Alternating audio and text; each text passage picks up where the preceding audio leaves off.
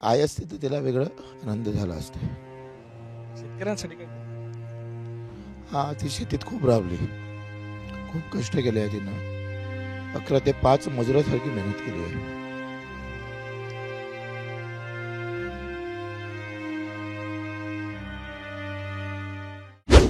आता isakal.com आहे देशातील नंबर 1 ची मराठी न्यूज वेबसाईट.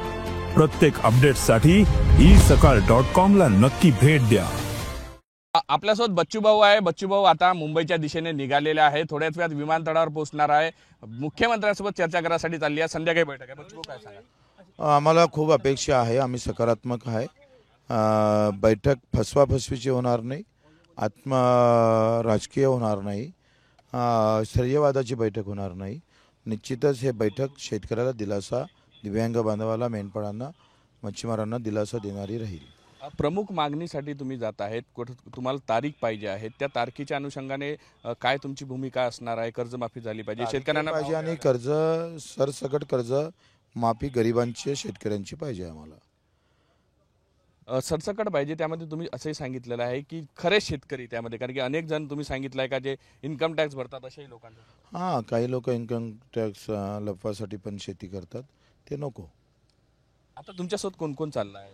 आता राजूजी शेट्टी आहे, अजितदादा नवले आहे, वामनराव चटप आहे, तुमचे महादेवराव जानकर आहे, तुपकरजी आहे, मेनपाडचे काही प्रतिनिधी आहे, ग्रामपंचायत कर्मचारी, असे सगळे आहे. हमीभावा संदर्भात सुद्धा अजूनही केंद्र सुरू झाले नाही. त्या अनुषंगाने काय हे असणार? पण आम्ही चर्चा करणार आहोत. हमीभावाची एक चांगली नीती राज्य सरकारनं केली पाहिजे. बरं, या कर्जमाफीने प्रश्न सुटतील असं वाटत नाही. त्यामुळे आणखी काय काय पावले तुमचे या सगळ्यात? कर्जमुक्तीनं प्रश्न सुटत नाही. ते लुटीजीतून आलेली मागणी आहे. सरकारनं लुटलं म्हणून आलेली मागणी आहे.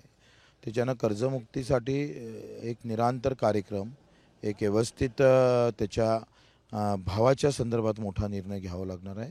आणि नवीन तंत्रज्ञान असेल, नवीन काही गोष्टी कशा घेता येईल ते पण पाहावं लागेल. मनोज जरांगे आताच आलेला आहे, समर्थन दिलेलं आहे. शेतकरी म्हणून आलं म्हणून असंही त्यांनी सांगितलं. हां, त्यांचा आभारच आहे. ते फार मोठी गोष्ट त्यांनी केली. त्यांचा आभार मानतो. बाकीच्याही सगळ्याच जातीतल्या लोकांनी सुद्धा, नेत्यांनी सुद्धा एकत्र व्हायला पाहिजे.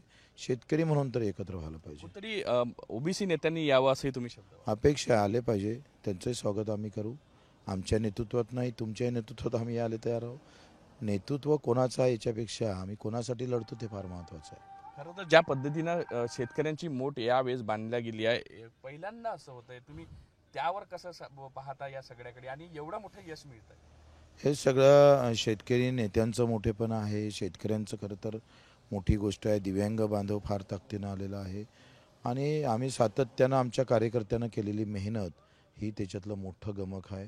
तुम्ही मीडियांनी सुद्धा खूप चांगल्या पद्धतीनं घेतलं. सगळ्या गोष्टी जोडून आल्या का ते होतं.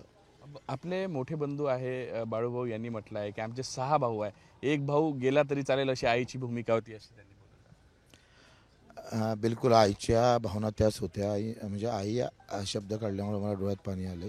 ते नेहमी म्हणायचं का लोकांसाठी मरता आलं पाहिजे. स्वतःसाठी उभं राहणारे भरपूर असतात आणि तो शब्द आमच्या डोक्यात आहे. त्यांनी असंच म्हटलं की आम्ही 6 भाऊ आहे, 5 मेले तरी एक मेला तरी चालेल अशी भूमिका त्यांनी मांडली. शेतकऱ्यांसाठीच फक्त जगावं असं. त्याची गरज आहे ना. तो रोज मरणाऱ्या शेतकऱ्यासाठी जगावं, नाही तर मग कोणासाठी जगावं, करावं म्हणजे लढावं कोणासाठी. पण रोज मरतंय त्याच्यासाठी लढलोच पाहिजे. आणि हा छत्रपतीचा विचार आहे, बाबासाहेबांचा आहे, महात्मा फुलेंचा आहे, अहिल्यादेवी होळकरांचा विचार आहे. तो घेऊन जपतोय. अण्णाभाऊ साठे असेल, ह्या सगळ्या महापुरुषांनी, संतांनी हा संदेश दिला, तो तंतोतंत पाळता आला पाहिजे. आईंचं नाव घेतलं तुम्ही, म्हटलं डोळ्यात पाणी आलंय. आज आठवण येते? बोलू शकत.